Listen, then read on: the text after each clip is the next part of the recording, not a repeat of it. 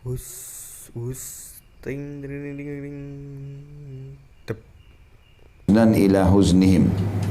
Jika penghuni surga sudah masuk ke dalam surga semuanya, dan penghuni neraka juga sudah masuk ke neraka semuanya, maka didatangkanlah kematian hingga diletakkan di antara surga dan neraka, lantas disembelih.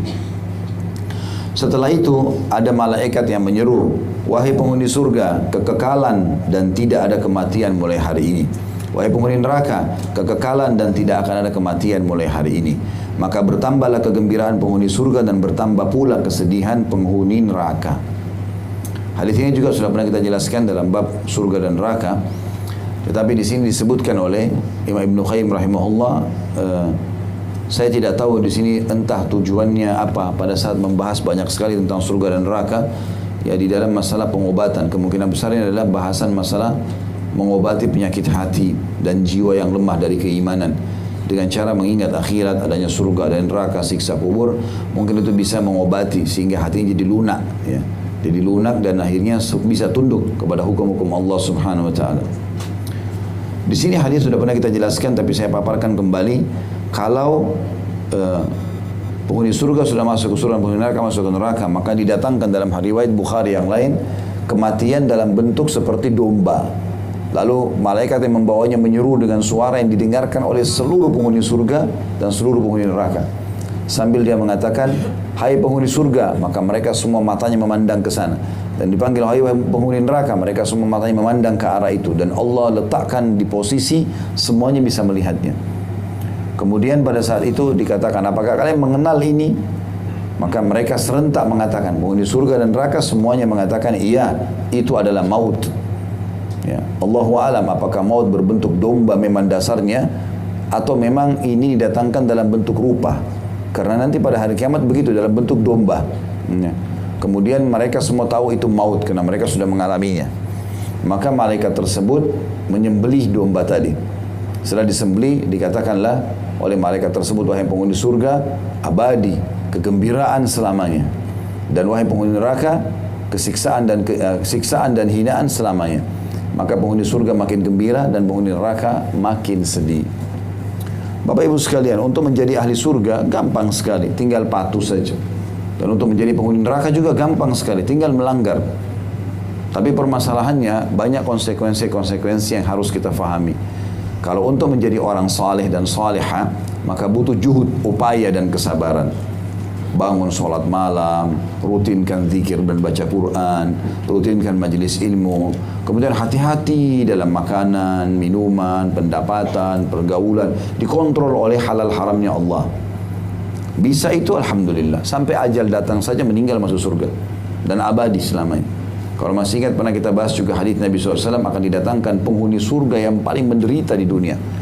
Gak ada makanannya. Ya, tidur di pinggir jalan, mungkin tidur di bawah kolom jembatan, pakaiannya nggak ada, miskin, tapi subhanallah ahli surga, azan sholat, gitu kan, menjaga halal haramnya Allah. Didatangkan hari kiamat penghuni surga yang paling menderita di dunia, lalu dicelupkan satu celupan ke surga, dikeluarkan lagi, ditanya, apa pernah kau rasakan penderitaan selama ini? Maka dia mengatakan tidak pernah sama sekali. Hilang semuanya penatnya dunia ini yang tadinya kita sabar dengan satu celupan di surga. Bagaimana kalau kita abadi di dalamnya? Begitu juga penghuni neraka didatangkan nanti. Kata Nabi SAW, datangkan penghuni neraka dari ahli dunia yang paling besar nikmatnya. Anggap raja lahir di istana. Ayahnya pun sudah raja.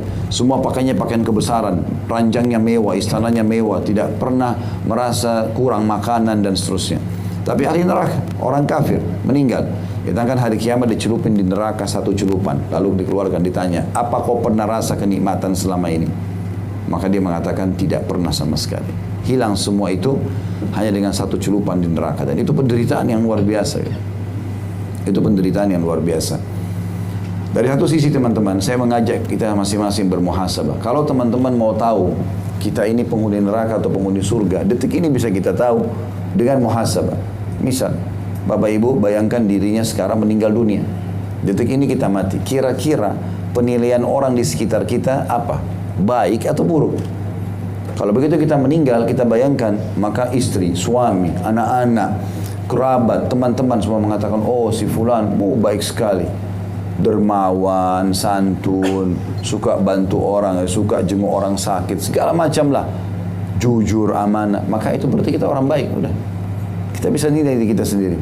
Dan kalau seandainya kita meninggal dunia, orang mengatakan syukur tuh mati. Ya. Kenapa tukang gosip, suka sebarin fitnah, ambil haknya orang, ya. Maka berarti kita buruk. Makanya seorang khalifah pernah bertanya kepada seorang ulama tabi'in, kira-kira saya ini di surga, penghuni surga atau penghuni neraka? Padahal dia masih hidup di dunia, gitu kan. Maka kata orang itu, pertemukan diri anda dengan ayat Al-Quran. Kata dia, yang mana ayat Al-Quran? Kata khalifah. Orang saleh ini mengatakan, innal abrara lafi na'im. Sesungguhnya orang-orang yang patuh kepada Allah, menjalankan perintah dan meninggalkan larangan, menikmati halal dan meninggalkan yang haram, maka akan masuk surga. Wa innal fujjara lafi jahim. Dan orang-orang yang melanggar, membangkang maksiat, maka akan masuk ke neraka. Anda lebih tahu dari anda, silakan hisab sendiri. Nah, kita lebih tahu dari kita. Orang mukmin teman-teman yang cerdas, dalam sebuah hadis dikatakan seorang sahabat bertanya, ya Rasulullah, manil mu'minuna akyas? Siapa orang mukmin yang paling akyas, super cerdas? Kata Nabi SAW, aktsaruhum lil mauti dzikra wa isti'dada. Orang yang paling banyak mengingat kematian dan punya persiapan yang cukup untuk itu. Itu orang mukmin yang cerdas. Pernah ada seorang ibu, sudah tua, di Irak. Setiap kali sore hari, sudah mau menjelang maghrib, toko-toko tutup. Di zaman dulu nggak ada yang buka toko malam karena orang nggak ada lampu kayak kita sekarang. Ya, kalau kita kan malam hidupnya malamnya, pasarnya di malam hari karena ada lampu. Dalam Solo tidak ada.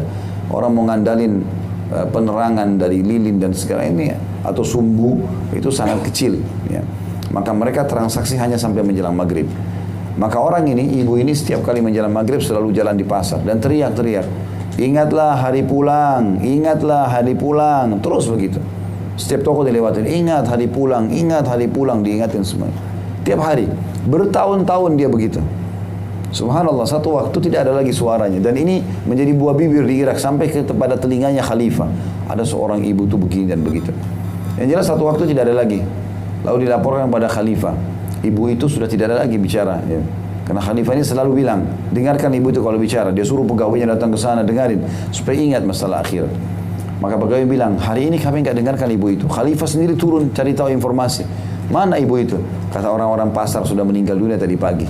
Maka khalifah itu sambil menangis mengatakan, sungguh ibu itu sudah punya persiapan jauh sebelum dia datang kepadanya kematian. Dan itu orang yang cerdas. Kita tidak ada waktu teman-teman ya. Kalaupun kita punya rasa malas dari syaitan harus dilawan. Ya, tidak boleh sama sekali kita ikuti. Dan kalau kita tidak memaksakan diri dalam ibadah, tidak akan melakukan ibadah itu. Maka harus hati-hati, muhasabah sendiri. Jadi orang baik itu positif. Agama menyuruh kita jujur, amanah, tanggung jawab, bakti sama orang tua, dermawan, bantu orang, bagus semuanya. Keutamanya besar, Allah cintai, manusia juga suka. Begitu juga dengan perbuatan buruk, bohong, nipu, ghibah, fitnah, segala macam. Ancamannya berat. Allah benci dan juga manusia tidak suka.